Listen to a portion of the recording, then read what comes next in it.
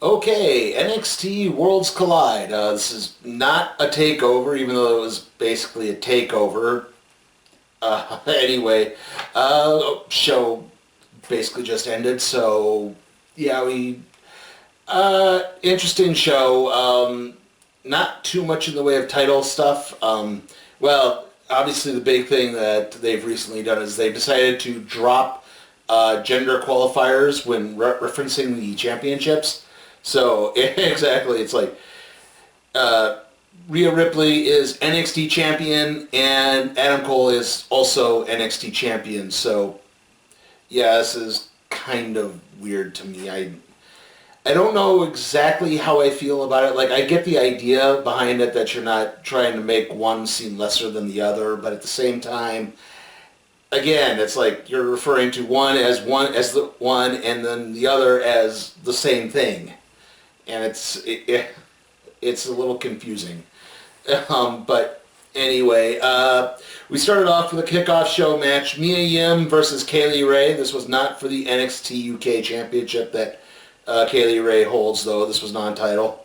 Yim had some great offense starting things off. She hit a coffin drop kick right after the bell ring. She went. It looked like she was trying to kick Kaylee Ray in the back of the head, but she actually whiffed on it. Early on, Yim came back and dodged a swanton. Ray came back and hit a front suplex. Yim hit a swinging DDT through the ropes. Ray super kicked Yim to the outside of the ring and then followed that up with a plancha. Yim fought out of a gory bomb and hit the code blue for a 2 count. Kaylee Ray then came in and hit Mia Yim with one of her own signature moves, the Eat Defeat, for a 2 count. Yim came back and hit a Canadian Destroyer, only got a 2 count. Mia Yim then went for an O'Connell roll-up, but Kaylee Ray fought through that, grabbed the jeans, not tights, for leverage. And I think she was also supposed to grab the rope for some extra leverage, but she couldn't quite get her hand on it in time. And still got the 3 count in the victory. A decent little match. Made Mia Yim still look relatively strong, but didn't, make a champion look weak in any means necessary. The champion still knew what chicanery needed to be done to maintain the win.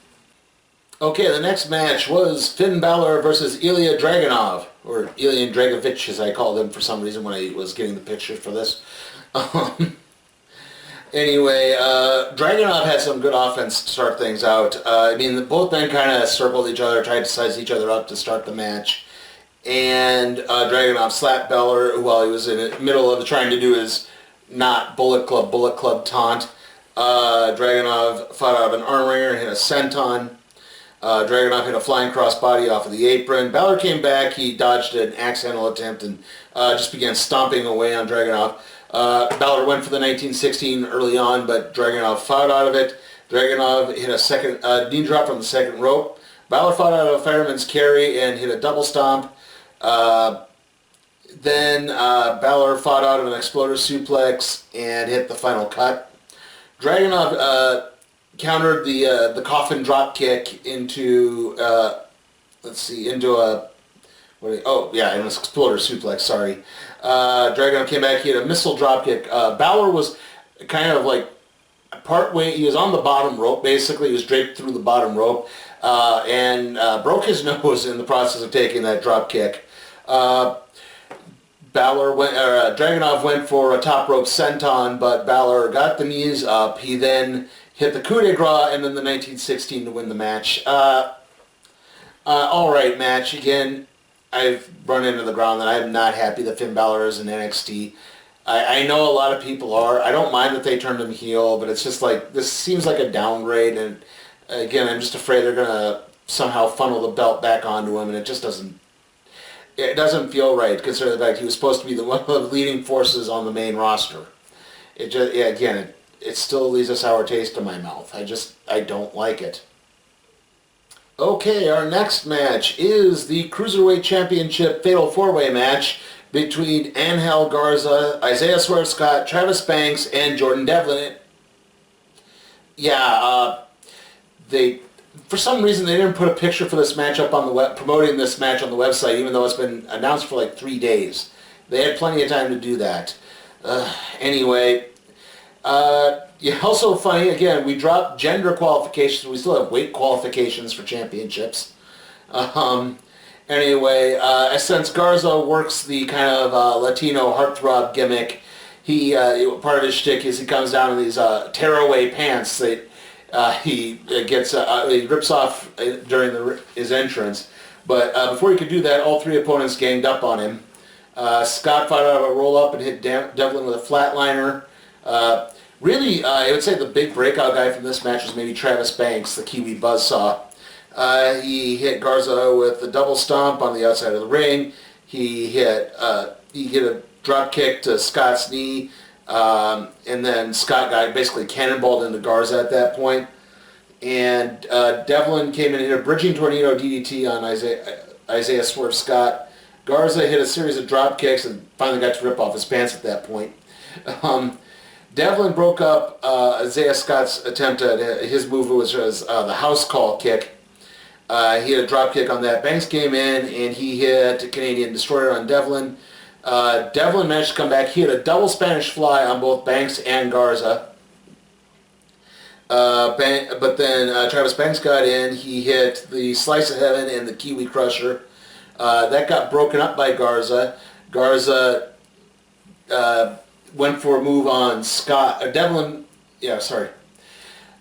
Garza then went for a move on Scott. He has the Wing Clipper. That's what it's called. The Wing Clipper. That's Garza's finisher. And then Devlin broke that up and hit the Devlin inside on Scott. Got the 3 count and the victory in what looked like kind of a botch because I'm trying to think. He hit Garza in a manner that he headbutted Garza, and that kind of knocked him out. He hit his maneuver. He hit the Devlin inside on Scott. They're counting the 3, but you can see Garza is flying into the picture to break the 3 count.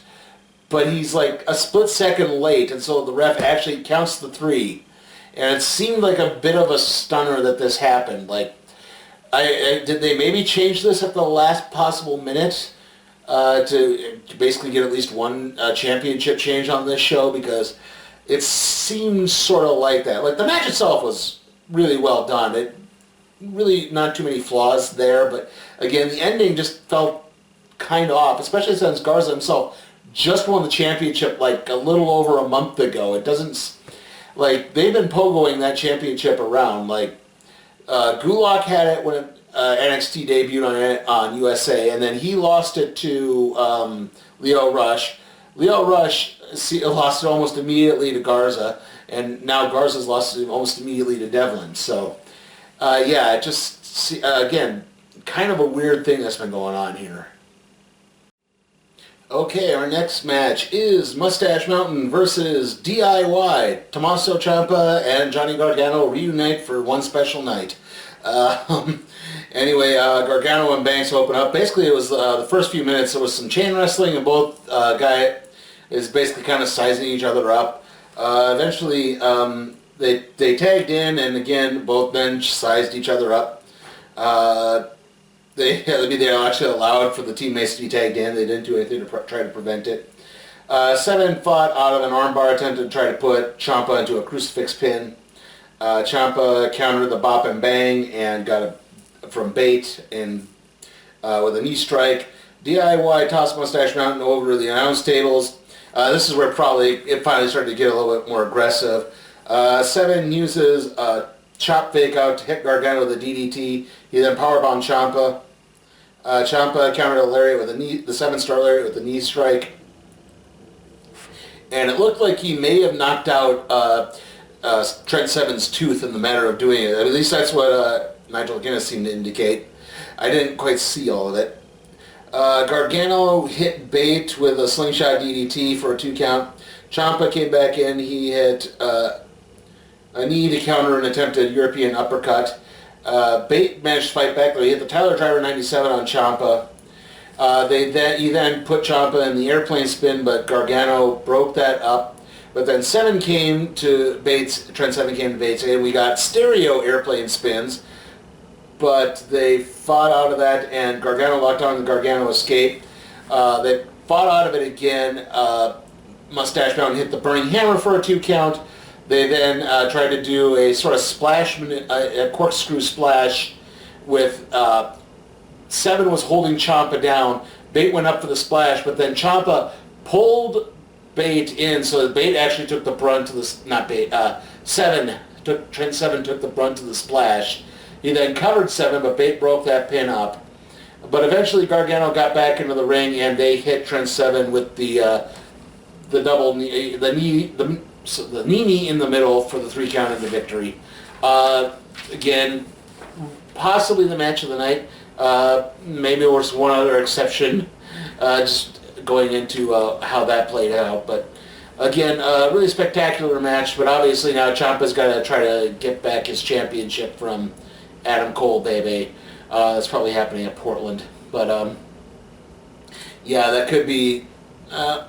It was nice to see. I don't know what's really going to come of this, though, unfortunately. Like, you know, is Mustache Mountain going to move to NXT proper? Are they going to just stay in the NXT UK brand? I mean, they're not really competing for championships there anymore. They're not going after the tag team championships again. So, were they ever NXT UK champions? I can't remember. Anyway, let's move on to the next match, which is the NXT Championship match between Rhea Ripley and Toni Storm.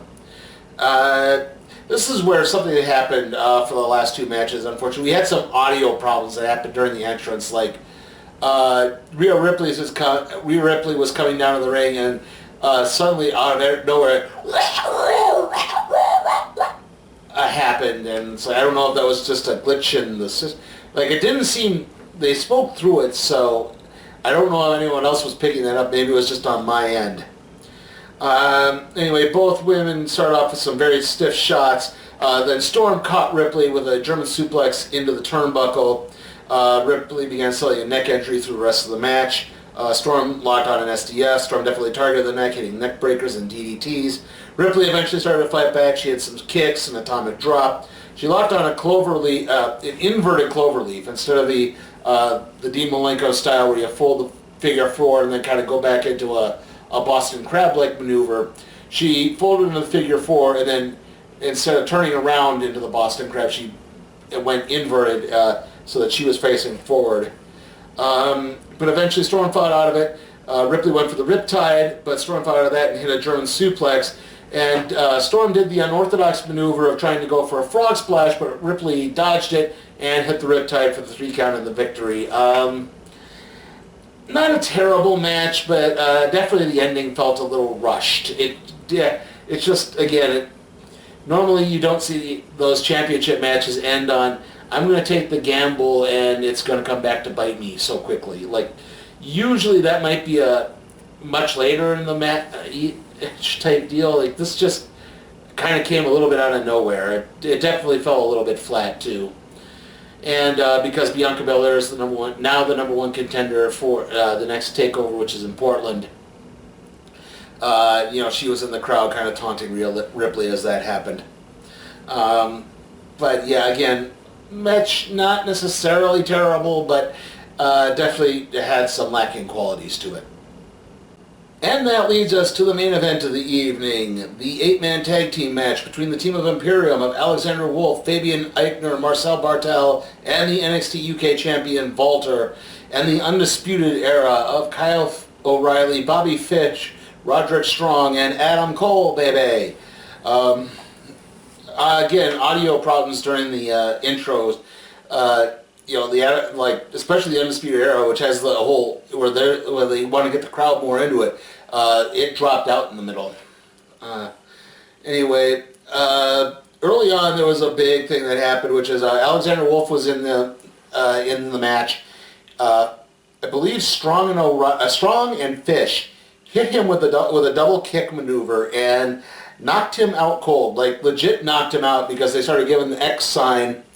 And he got him, and they had to immediately kind of rush things around a little bit. The camera wasn't focused. They showed the replay, but the camera was not focused on him after that. And eventually he got taken to the back, and it became a 4-on-3 handicap match. Walter eventually got into the ring, faced off with Cole a little bit. Cole used Bobby Fish as a distraction to get Strong tagged in. Cole hit a kick to Marcel Bartel to break up a powerbomb attempt.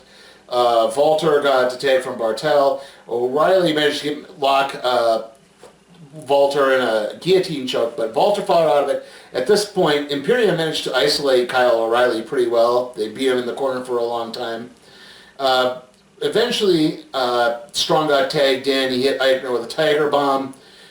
Fish, Strong, and O'Reilly then all ganged up on Walter and Strong hit an Olympic slam through one of the announce tables.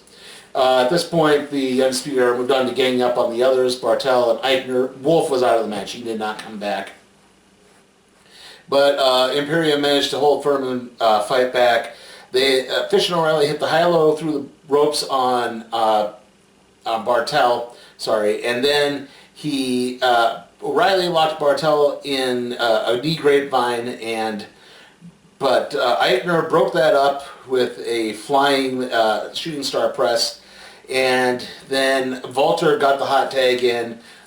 Big schmoz broke out again. Everyone started doing moves to the outside of the ring. Bobby Fish was the last one inside the ring. Walter countered the last shot with a chop. At that point, then Walter, then all the outside stuff happened. Walter came back, hit Fish with the powerbomb, and got the jackknife cover for the 3 count and the victory. Like I said, really fun match, especially since, again, I'm guessing they probably had to rework a lot of that on the fly, given what happened to Alexander Wolf. I'd say maybe the one real drawback is I think Adam Cole or Roderick Strong should have taken the pin. Strong's lost his North American Championship, and you could say, well, if he loses that, then this can help facilitate more of the break up the Undisputed Era, because they're obviously working towards that. But anyway, yeah, so there's a little bit of that too, and on top of that, again, I would like to maybe see them build towards Walter versus Adam Cole for the championship at the pre-WrestleMania takeover, but again, that could just be wishful thinking on my part. But still, very enjoyable match again, considering a lot of the extraneous circumstances. I still think it was a spectacular match. Probably rivaled the Mustache Mountain DIY match for match of the night. Definitely was enjoyable. Again, though, there were some drawbacks to this show. Overall, the show was very enjoyable. There were a few drawbacks. Again, the audio issues. Also, why wasn't the Dusty Rhodes Tag Team Classic Finals on this? Because I know I'm not the only one to say that, but you had the Grizzly Young Veterans, who are from NXT UK, versus the Bruiserweights, Matt Riddle and Pete Dunne, who are, well, Pete Dunne's technically NXT US now, not NXT UK anymore, but still, you'd think that would have worked, that should have worked on this.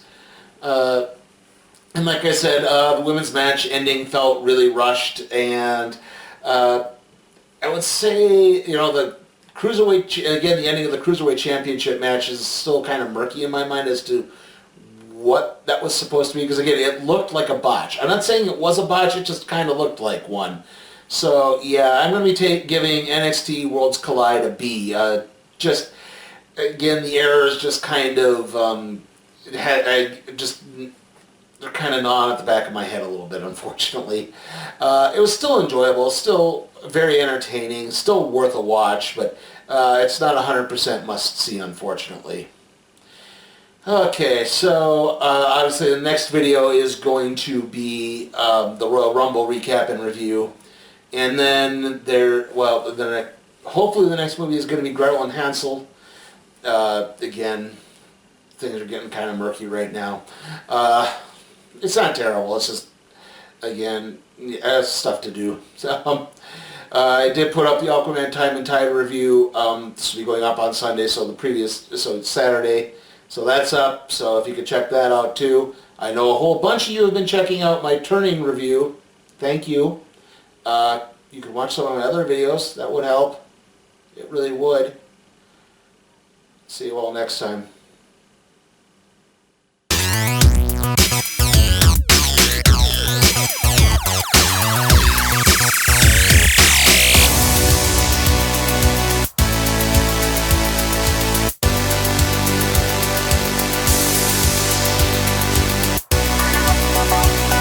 Hey guys. guys, remember to check out my Patreon at patreon.com/sleepytime for Cat Productions, where you can help me expand my wrestling coverage to stuff beyond WWE, NXT, and the occasional AEW free show.